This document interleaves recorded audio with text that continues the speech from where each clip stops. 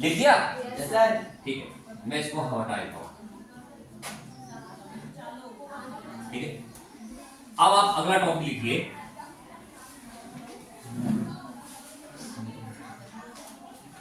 ये आपका chapter number 1 और चैप्टर नंबर 2 था, जिसके बारे में मैंने अभी तक डिस्कस किया आपने शुरू से लेकर। अब आपका है चैप्टर नंबर 3, पाठ संख्या 3। लिखिए पाठ 3, गति के नियम। गति के नियम। इसमें आपका आ रहा है गति के नियम। इसमें पहले मैं आपको 2-3 चीजें बता देता हूं, क्योंकि गति का संबंध किससे है? बल से। गति का संबंध किससे है? बल से। जब किसी वस्तु पर, ये वस्तु है यहाँ पर रखी हुई है, इस पे मैं जब तक बल नहीं लगाऊंगा तब तक ये चलेगी, मैं जब से बल लगाऊंगा तब चलेगी। ठीक है, और बल के बारे में मैंने आपसे कहा था, बल किसे कहते हैं बताइए? बल किसे कहते हैं? फोर्स। किसे कहते हैं? अंग्रेजी में फोर्स कहते हैं, लेकिन कहते किसे हैं? मैंने आपसे कहा था कि बल वह बाह्य कारक है जो या तो वस्तु को गतिमान अवस्था में ले आता है, या गतिमान अवस्था में वस्तु है तो उसको रोक देता है, या गति को बदल देता है, या उसका आकार बदल देता है, या उसका आकार बदल देता है। तो आपसे जब भी कहा जाता है कि बल से आप क्या समझते हैं, तो आप कहेंगे बल वह भौतिक राशि है जो किसी वस्तु की गति की अवस्था में परिवर्तन लाती है, या गति की अवस्था में परिवर्तन लाने का प्रयास करती है, या प्रयास करती है या लाती है। अब जैसे माना ये है ब्लैक बोर्ड है, ये दीवार है, माना ये दीवार है। अब दीवार में मैं लगा रहा हूँ, जोर तो लगा रहा हूँ, अब दीवार हिल जा रही है, लेकिन बल तो लगा रहा हूँ, मैं प्रयास कर रहा हूँ, प्रयास तो कर रहा हूँ, हिल ही नहीं हो, मतलब गतिमान अवस्था में तो नहीं आ रही है, लेकिन प्रयास कर रहे हैं, तो हम जो है बल लगा रहे हैं। ठीक है, तो इसलिए हमने कहा था कि बल वह भौतिक राशि है जो किसी वस्तु की गति बदल देती है या गति को बदलने का प्रयास करती है, यानी कि गतिमान अवस्था में लाने का प्रयास करती है, या अगर गति में तो रोकने का प्रयास करती है, या फिर उसका आकार बदलती है। जैसे माना ये गुब्बारा है, ये क्या है? गुब्बारा है। अब ये खुला हुआ है, अब मैंने यहाँ से बल लगाया, यहाँ से बल लगाया, मैंने इसको दबा दिया, तो ये गुब्बारा ऐसा हो जाएगा, आकार बदल गया। या मेरे पास कोई गेंद है स्पंज की, मैंने उसको बल लगाया तो उसका आकार का चेंज हो जाएगा, वो आपका ऐसा हो जाएगा। मतलब फोर्स जो है आपका एक तो गति में परिवर्तन लाता है, गति में, और दूसरा आकार में। ठीक है, या तो स्थिर वस्तु को गतिमान अवस्था में ले आएगा, या गतिमान वस्तु को स्थिर अवस्था में ले आएगा, या गतिमान वस्तु की गति को कम कर देगा, या गति कर रही वस्तु की गति को बढ़ा देगा। अब माना यहाँ पे फुटबॉल जा रही है, हल्की जा रही है, मैंने एक किक मार दी, उसकी गति बढ़ गई। एक फुटबॉल आ रही थी, मैंने रोक दिया, बल लगा दिया। ठीक है, तो ये है आपके बल के बारे में जानकारी।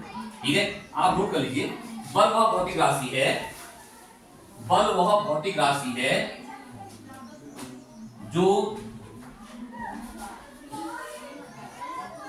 नंबर 1, बल वह भौतिक राशि है जो number 1 charge, number 1, number 2, number 3, number 4।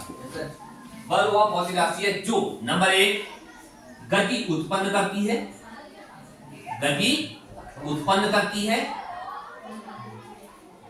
Number 2 गति का विरोध करती है,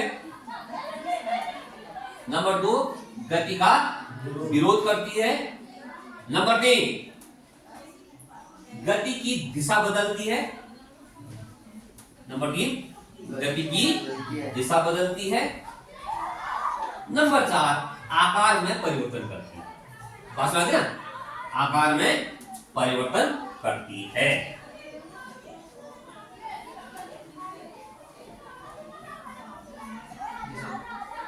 ठीक है, अब आप लिखिए अगला टॉपिक, बल के प्रकार। बल के प्रकार,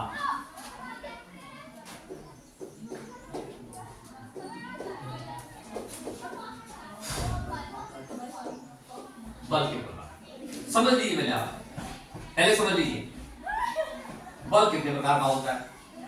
बल के प्रकार, बल को हम जो है दो कैटेगरी में बांट सकते हैं, दो कैटेगरी में बांट सकते हैं।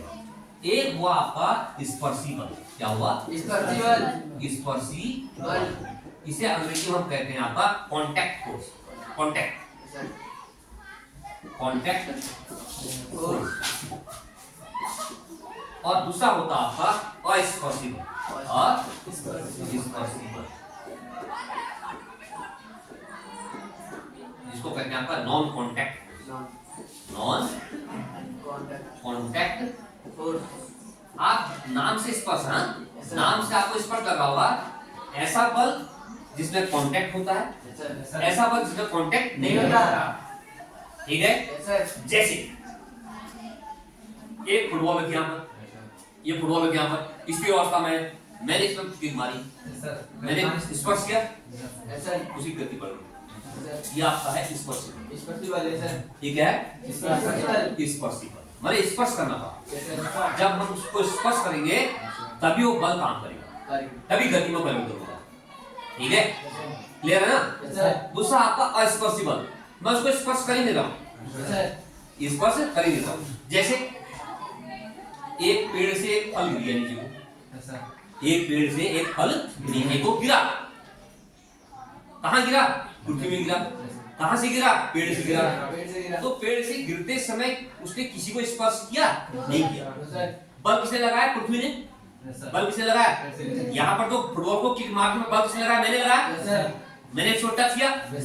और जब कोई सेव या पत्थर ऊपर से जो गिर रहा है तो उस पर पृथ्वी कोई कांटेक्ट नहीं करती है, पृथ्वी का कोई टच नहीं करे ना, लेकिन पृथ्वी बल लगाता है, जिसे हम कहते हैं गुरुत्वाकर्षण बल,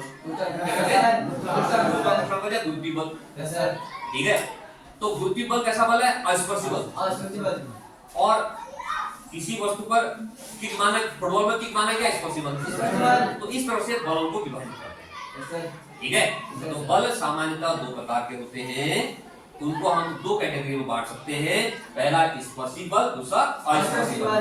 स्पर्शी बल में बल लगाते समय वस्तु से संपर्क होता है, और अस्पर्शी बल में बल लगाते समय वस्तु से संपर्क नहीं होता। ठीक है, पहले एक डायग्राम बना लिया, पहले डायग्राम बना लिए कि बल के प्रकार, फिर ऐसा डायग्राम बना लो, वहां पर ऐसे कर दो स्पर्शी बल और अस्पर्शी बल।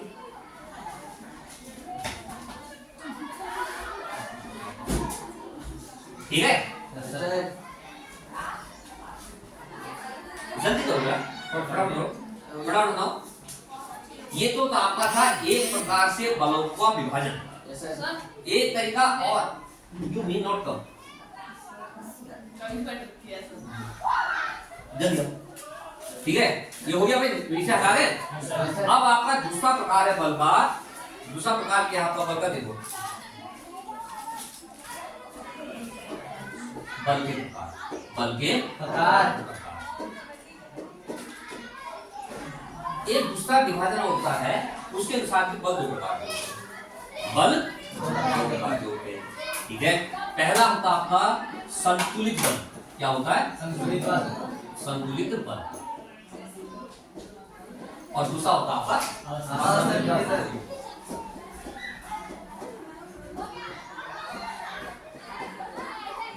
इसे कहते हैं अंग्रेजी में बैलेंस्ड, बैलेंस, बैलेंस। इसे कहते हैं आपका नॉन बैलेंस।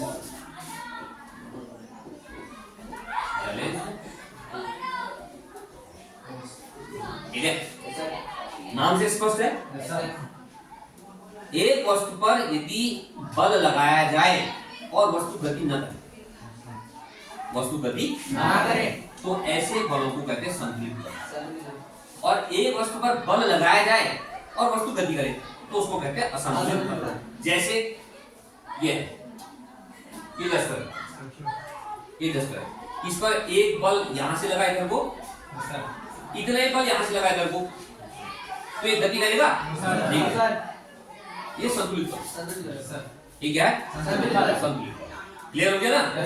बल तो लग रहा है लेकिन गति नहीं कर रही है। तो वो जो मैंने आपसे कहा था बल की परिभाषा में कि बल गति लाती है तो गति लाने का प्रयास करती है। प्रयास तो कर रहे हैं लेकिन गति नहीं हो रही है। तो प्रयास का करने के बाद गति क्यों नहीं हो रही है? क्योंकि बराबर बल लग रहा है। यहाँ से माना 5 मीटर लगा, यहाँ से 5 लगा तो बराबर हो गया। ये कहलाएंगे संतुलित बल। और असंतुलित बल का मतलब जब किसी वस्तु पर बल तो लगते हैं और वस्तु गति करने लगती है।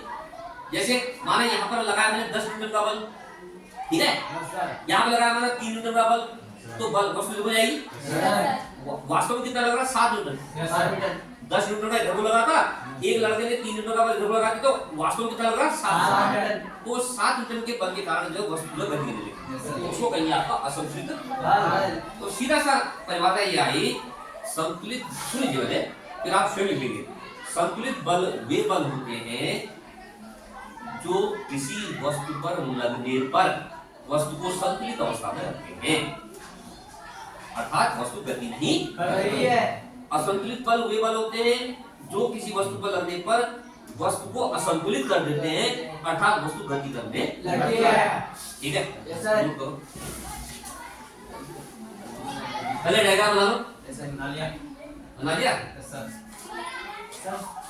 सर हमने ऐसे ऊपर से हाँ, अब देखते देखो इधर देखो, ये भी आपका संतुलित बल है। देखो ये डस्टर है, ये डस्टर किस पर रखा है? टेबल के ऊपर। तो ये डस्टर टेबल के ऊपर एक बल लगा, वो बल क्या है? इसका भार, इसका वजन। और ये टेबल भी जो है इस पर एक बल लगा दिया ऊपर को, वो क्या है? प्रतिक्रिया बल। वो क्या है? प्रतिक्रिया बल। और दोनों बल बराबर है, इसलिए वस्तु गति नहीं करती। अब अगर माना आपसे प्रश्न ये पूछा जाए कि एक टेबल के ऊपर एक किताब रखी है, बताइए यह गति क्यों नहीं कर रही है? तो आप अगर ये कहेंगे कि इस पर बल नहीं लग रहा है इसलिए गति नहीं कर रही है, तो यह भी ठीक है। लेकिन अगर आप ऐसा कहेंगे उस किताब के द्वारा टेबल पर एक बल नीचे को लगाया जा रहा है, टेबल के द्वारा किताब पर उतना ही बल ऊपर को लगाया जा रहा है, क्योंकि दोनों बल बराबर हैं, इसलिए किताब गति नहीं कर रही है। ठीक है, तो इसको उतार लिया आपने? उतार जल्दी। संतुलित बल असंतुलित बल लिख लिया? आप उसको लिख लो। संतुलित बल क्या लिख लो? जिन बलों के कारण वस्तु संतुलित अवस्था में रहती है। सीधी सी बात है, जिन बलों के कारण वस्तु संतुलित अवस्था में रहती है। और उसको लिख लो जिन बलों के कारण वस्तु असंतुलित अवस्था में रहती है या संतुलित अवस्था में नहीं रहती है, जो भी आपका जैसे। ठीक है।